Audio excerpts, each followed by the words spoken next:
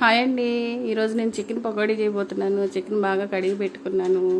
పొడవుగా కట్ చేసుకున్న ఉల్లిపాయ ముక్కలు, చికెన్ మసాలా, గరం మసాలా, ధనియాల పౌడరు, కరివేపాకు, కప్పు కార్న్ పౌడరు, కప్పు శనగపిండి, కొత్తిమీర, పుదీనా, నిమ్మరసం పిండుకున్నాను, తగినంత సాల్ట్ వేసుకుని పెరుగు వేసుకుని కలిపి ఫ్రిడ్జ్లో పెట్టుకోవాలి ఒక గంట పాటు.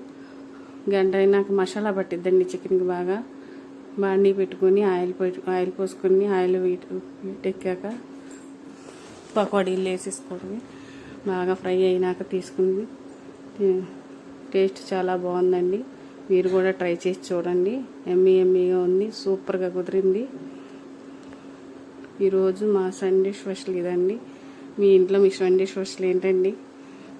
మీరందరూ నా వీడియోస్ చూస్తున్నందుకు చాలా చాలా థ్యాంక్స్ అండి. బాయ్ అండి. బాయ్ అండి.